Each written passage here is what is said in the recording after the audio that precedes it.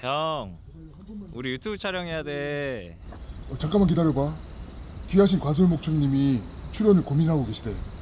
저 한 번만 출연해주세요.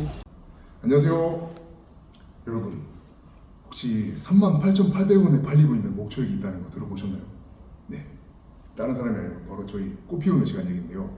도대체 이 관솔 목초액은 어떤 재료로 만들어지는지, 어떻게 만들어지는지, 그리고 어떤 효능이 있길래 도대체 이렇게 비싼 가격에 팔리고 있는지 오늘 알아보도록 하겠습니다. 사실 저희 꽃 피우는 시간 제품 중에 가장 유명한 게 이 햇빛 주는 영양제 따사로운 협력과 최근에 출시된 신제품 제라핌인데요.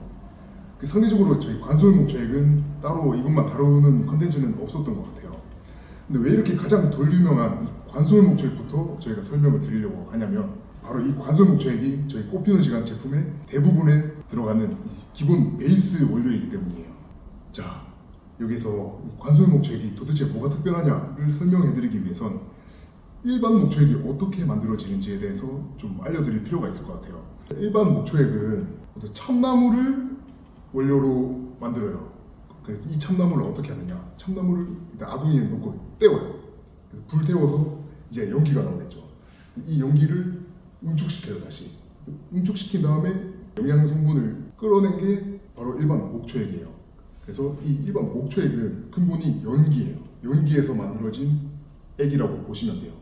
근데 문제가 뭐냐면 이 연기에는 발암 물질과 타르가 많이 섞여 있다는 거죠. 그리고 더구나 이 목초액은 너무 싸게 유통되고 있는 제품이기 때문에 좋은 참나무를 쓸 수가 없어요.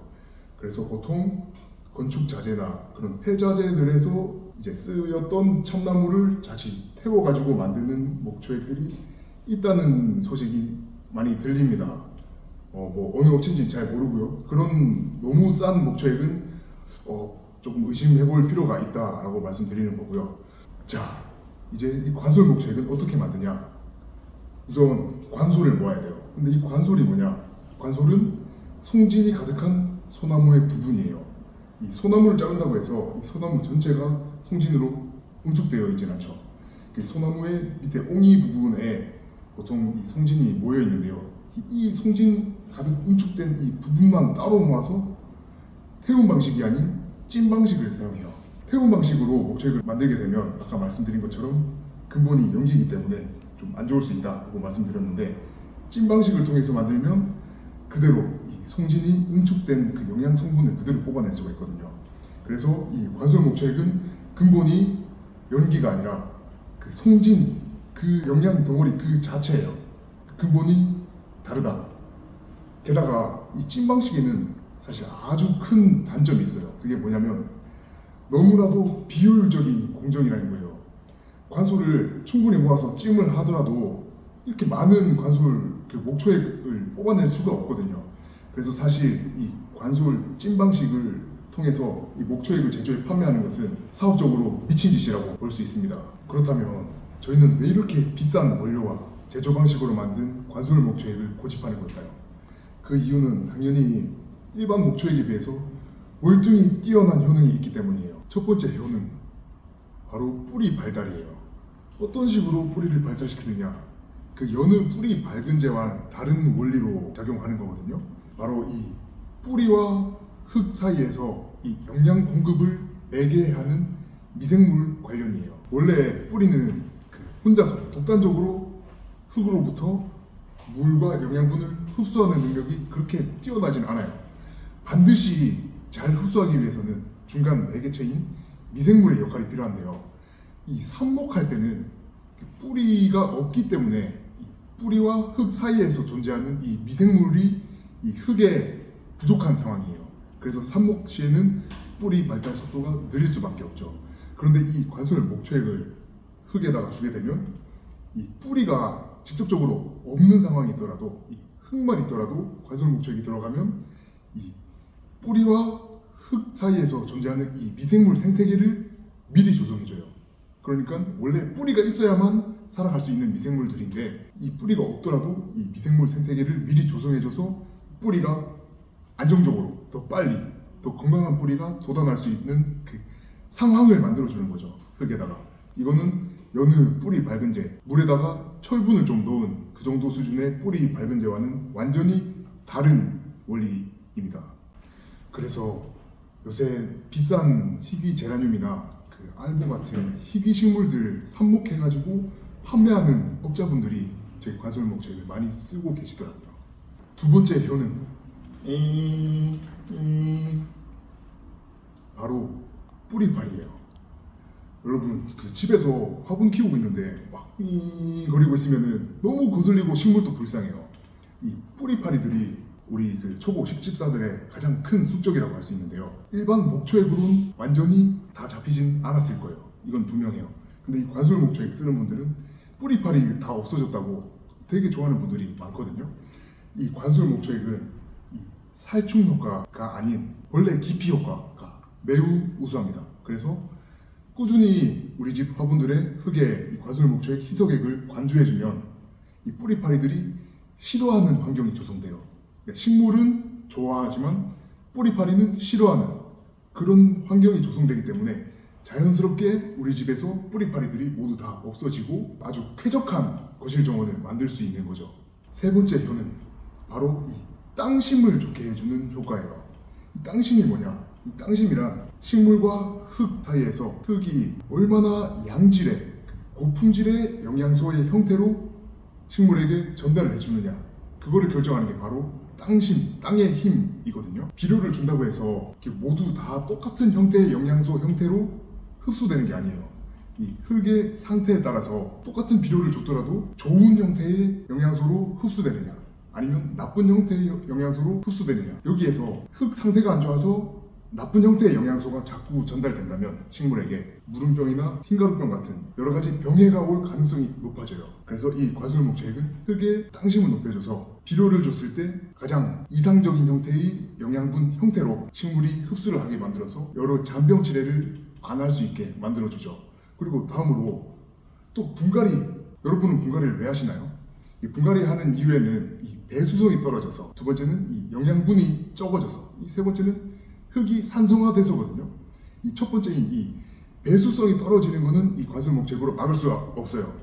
그거는 반드시 분갈이를 해줘야 되는 부분이고요. 그렇지만 이 두 번째 영양분이 없어서와 세 번째 흙이 너무 산성화돼서 이 두 가지 요인에 의한 분갈이는 안 해줘도 돼요. 만약에 이 관솔목초액을 꾸준히 준다면, 자 여기 이 두 번째 영양분이 없어서 분갈이를 한다, 이 상황에 대해서 조금 더 자세하게 설명드릴게요. 일단 이 관솔목초액에는 기본적인 영양소가 일부 들어있긴 해요. 하지만 이 알비로 같은 그 일반적인 비료와도 같이 혼용할 수 있거든요. 같이 사용할 수가 있어요. 이때 어떤 문제가 있냐면, 그러니까 알비로나 일반적인 비료들을 지나치게 많이 준 경우, 그러면 흙의 농도가 너무 높아져서 뿌리가 감당할 수 없을 만큼 흙의 농도가 높아져요. 그러면 이 뿌리가 녹아들기 시작하고 그 뿌리에서 수분이 빠져나오면서 뿌리가 썩게 되죠. 그런데 이 관솔목초액은 만약에 여러분이 너무 많은 알비료를 쏟아부어줬거나 너무 자주 일반 비료들을 화분에 줬을 때 이 염류장해라는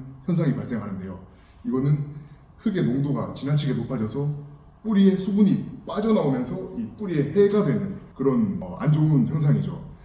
이 관솔목초액은 이 염류장해를 풀어주는 역할이 있거든요. 내가 너무 비료를 식물한테 많이 줘서 이 식물 상태가 좀 삐래해지는 경우가 있거든요. 그럴 때 이 관솔목초액을 주면 농축된 이 영양분들을 이제 풀어줘서 좋은 형태로 바꿔주면서 이 뿌리에 무리가 가지 않도록 해주기 때문에 그런 문제들도 해결을 할 수가 있죠. 그리고 추가로 식물이 너무 오랜 시간 동안 분갈이 없이 한 흙에서 자라게 되면 뿌리가 서서히 흙을 산성화를 시키거든요. 그러니까 중성이 아니라 지나치게 산성화가 되는 거예요. 이 지나친 산성화의 문제도 이 관솔목초액이 풀어줄 수 있게 되거든요. 일반적으로 식물은 약산성의 흙을 선호하는 경향이 있는데, 이 식물이 가장 선호하는 산성 정도를 만들어주죠. 그래서 너무 오랫동안 분갈이를 안 해줘서 발생한 이런 지나친 산성화 문제, 그리고 이 비료를 너무 많이 줘서 발생하는 이 염류장해 문제, 이런 흙과 관련된 대부분의 문제를 이 관솔목초액이 다 풀어줄 수 있다 보니까, 그래서 저희가 다른 일반 목초액이 아닌 관솔로 만든 관솔목초액을 고집하고 있습니다. 자, 그러면 이 관솔목초액을 어떻게 써야 되는지 빠르게 보여드릴게요. 보통 희석을 해서 주라고 하면 되게 부담감을 느끼시는 분들이 많아요. 그런데 너무 이 희석에 대해서 어렵게 생각하실 필요는 없어요. 저희 이 뚜껑 용량이 8mm 정도 되거든요. 그래서 이 8mm의 뚜껑을 그래서 여기에 든 게 뭐 몇 밀리니까 이 숫자 계산하기 싫잖아요. 그냥 뚜껑에 조금 부어서 이 정도 타주면 돼요. 그냥 감으로 충분히 희석을 할 수 있거든요. 자, 이 정도 색깔 보이세요?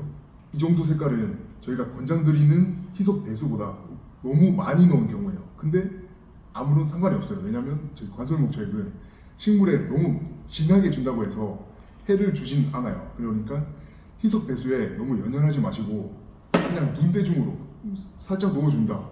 그럼 조금 타서 그냥 준다. 이렇게 편하게 생각해 주셔도 괜찮아요. 이렇게 넣어서 잘 섞은 다음에 그냥 물 줄 때 그냥 물 대신 이렇게 그냥 편하게 관주를 해주시면 돼요. 뭐 물 주는 스킬 같은 거는 나중에 제가 따로 콘텐츠를 제작할 건데요. 근데 오늘은 그냥 주겠습니다. 그냥 이렇게 부어주면 돼요. 진짜 어려운 거 없거든요. 이미 관솔목초액을 다 줬습니다.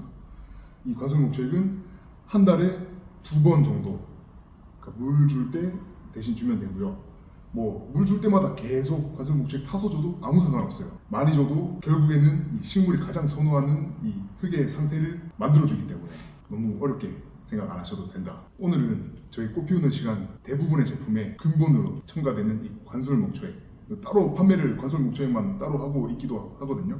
뭐 가보시고 이 관솔목초액에 대해서 알아보는 시간을 가졌습니다. 다음으로 뭐 제라핌 그리고 따사로운 햇볕 다른 제품에 대해서 좀 더 상세하게 설명하는 시간을 가지면 좋을 것 같아요. 궁금하신 점 있으면 편하게 댓글 달아주시고요. 저희 식물병원에도 많이 찾아오셔서 우리 집 식물들 자랑하셔도 되고 아픈 식물 있으면 이렇게 사진 찍어서 이렇게 올리셔도 이 진단을 받으실 수 있거든요. 많은 참여를 해주시면 좋을 것 같습니다. 다음 시간에 만나요.